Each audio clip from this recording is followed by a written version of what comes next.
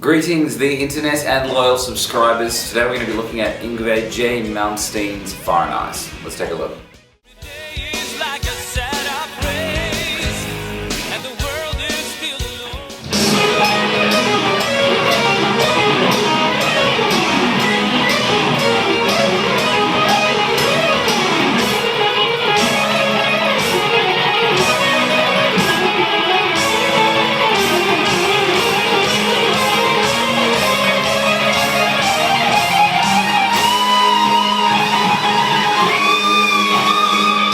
Guys, before we get too excited, one thing that we need to keep in mind is the tuning, which is E flat standard, E flat, A flat, D flat, G flat, B flat, and an E flat. So get yourself a tune and we'll get started. Alright, so let's have a look at the first section. We're going to be looking at sort of two different ways to play an A minor and then work into some diminished stuff as well. So it's not too ridiculous. I want to start from 14 of the third string and then play an arpeggio all the way to the first string. I'm playing 14 of the third, 13 of the second, 12 of the first.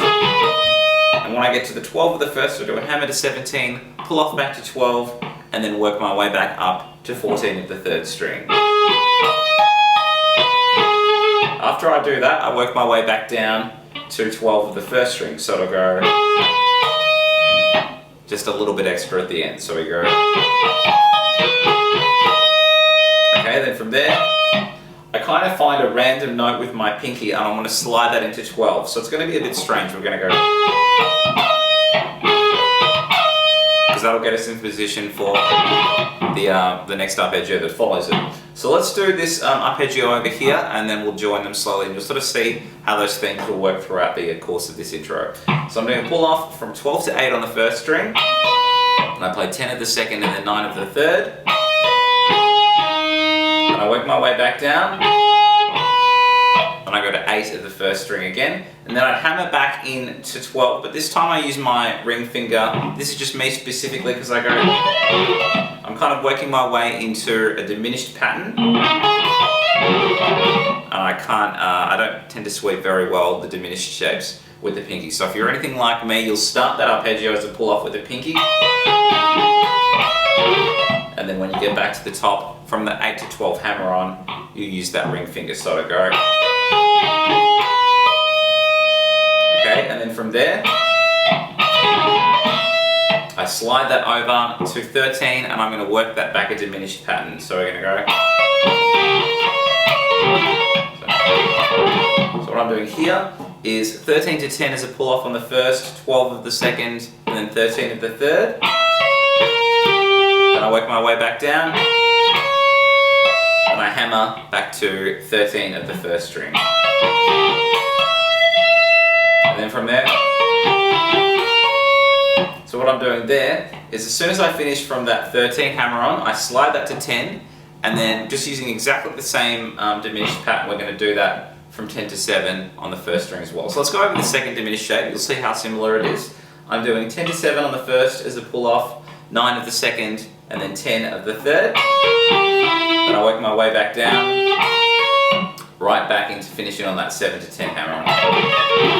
Okay, so from the start a little bit slower.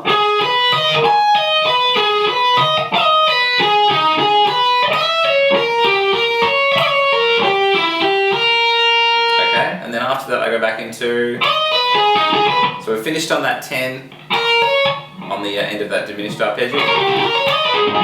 What I'm doing there is I'm sliding from 10 to 12 and then working my way back up this A minor arpeggio we had before. So this is exactly the same, the 12 to 8 one. So I'll do that slowly. Okay, and then from there, actually we'll keep with the pinky. So after we've finished on that 12 with a hammer to 12 on the first string, I work my way up this other different inversion of the A minor. So I'm sliding from 12 to 8, and then I pull off from 8 to 5, and then I play 5 of the second, and then 5 of the third, and then just work my way back down. So once you get to the top of that arpeggio, 5 of the third, I was going to 5 of the second, 5 of the first, and then hammering back to 8 of the first string. Okay, and then from there, I slide from 8 to 13 and then just work my way down, just your standard A minor diatonic run. So it goes 13, and then from there I'm playing 13, 12, 10 on the first string, same on the second, then from the third string I'm playing 12, 10, 9, and then 12, 10, 9 on the fourth as well. So to go.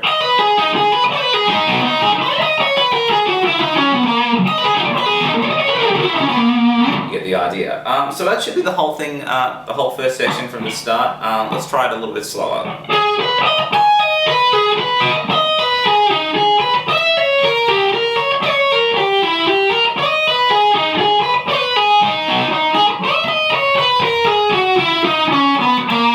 Okay, so the second section is going to be quite similar shape-wise to the first. We're just going to be doing sort of, the arpeggios are going to be more ascending than descending. So what I want to do is start with that pull-off from 8 to 5, work my way up that minor arpeggio and then back, and then end on that hammer-on. And then from when I end on that 5-8 hammer-on, I want to slide that over to 12 and then do that A minor arpeggio that we had in the other section again. So that was 12-8 on the first as a pull-off, 10 at the second, 9 at the third, and then we just reverse up to where we started. So we've got, if that makes adequate sense, I'll do that a little slower.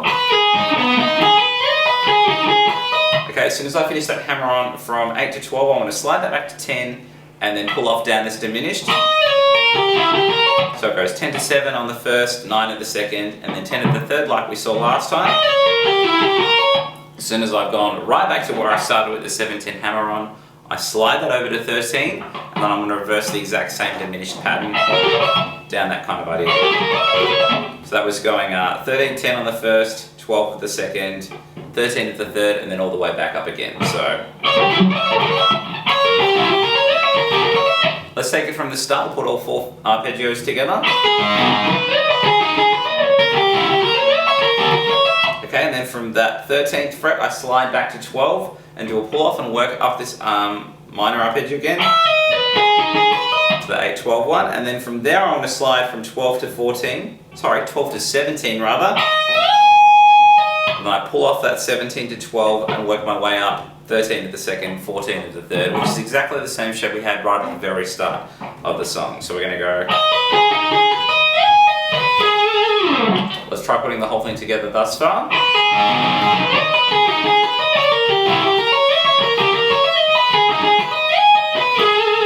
Now I don't quite finish that one off. I end early so I can get into this final run. What I've got here is very similar to what we had at the end of the first section, but there's a slight shred that works a little ascend, I guess, before the big descend. So I'm starting from 10 at the second string, and I play 10, 12, 13, and then I play 10, 12, 13 on the first. But as soon as I hit that 13 on the first string, we'll work down the descending pattern that we had in the first section, which was this. So I'll do that slowly with the other part at the start. Hopefully that's making sense. So 10, 12, 13, 10, 12, 13, and then as soon as I hit the 13 of the first string, I'm playing 13, 12, 10, then the same on the second string, and then when I hit the third string, I'm playing 12, 10, 9, and the same on the fourth. Alright, let's try and put the whole thing together, a little slower.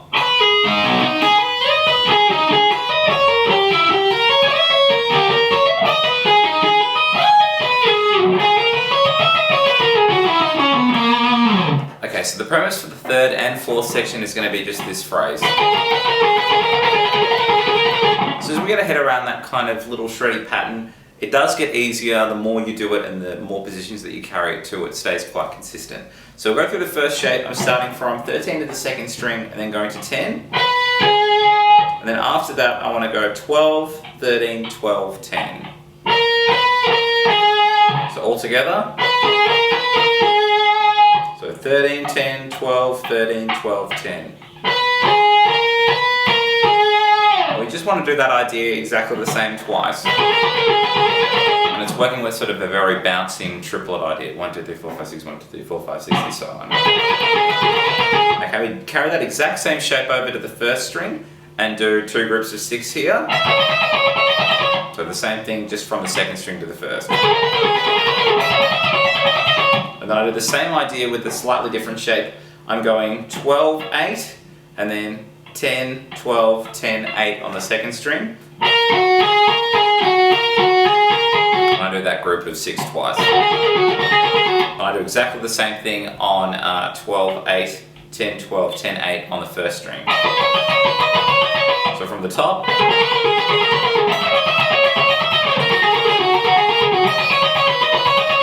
And then I go.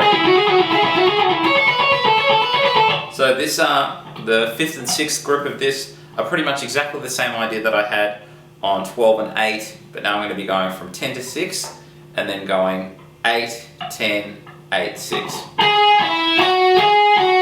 And then 2 groups of 6 there. Then I drop that down to the first string as well. So it'll go.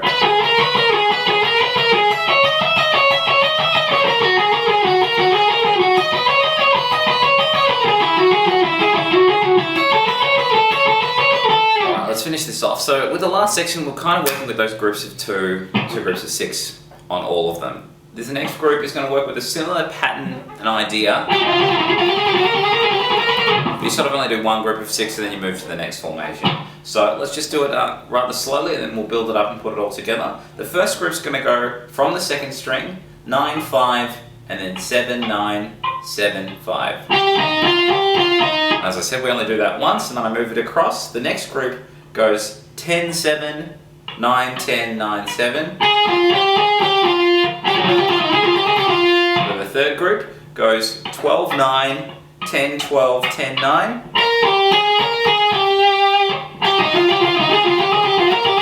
And then the last group of this string goes what we had at the very start of group 3. So what I was doing here was I was going 13 to 10, 12, 13, 12, 10.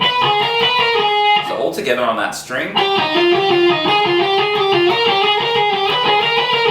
Now if you get your head around that, we're just going to bring that exact same pattern with all of those 4 little shreds, or those groups of 6, to the first string. So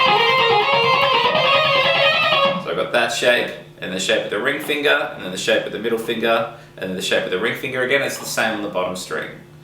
Just going across there, there, and there. So I'll play it again slowly, and you'll just see that when I drop it down for the 5th, the 6th, the 7th, and the 8th formation, it's exactly the same as the first 4.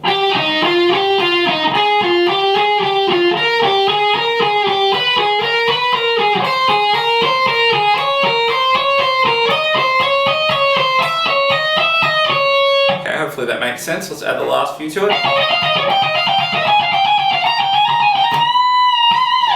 Okay, so we want to go from 14 now, the first string. I'm going 14, 10, 12, 14, 12, 10. And take that exact idea up 2 frets. We're just going 16, 12, 14, 16, 14, 12. So back to back. And then from 17 to 14. And then I go 16, 17, 16, 14. So those last 3 together. And then I go. So that one's going 19 to 16, and then 17, 19, 17, 16.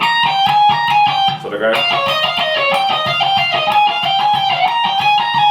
Then after that I do 2 big bends on 19 of the first. Let's put that all together, and then there's a little bit extra at the end. So we go.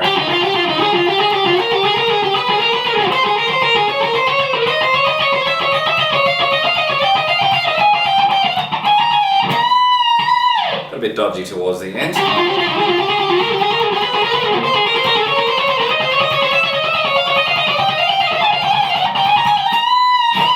Hope I just redeemed myself, and then we go after those 2 big bends. I do 2 sort of lead-in notes, and then it goes, and that big bendy stuff. So the 2 lead-in notes was going 17, 19 on the first, and then I do this phrase twice, like what we had in the 3rd section, I guess. So what I'm doing here is I'm going 20, 17, and then 19, 20, 19, 17 at the end of that. And I do that twice. And what we're going to do is just add in those 2 little leading notes, so the 17, 19, and then the 2 groups of 6.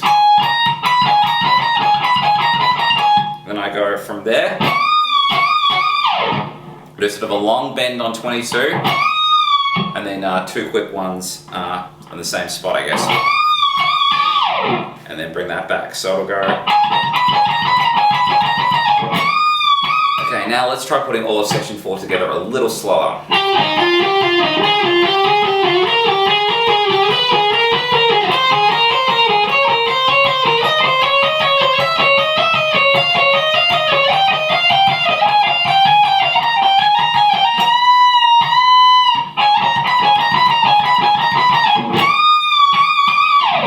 And that's the intro to Fire and Ice. Hope you guys have enjoyed that. I'll catch you real soon.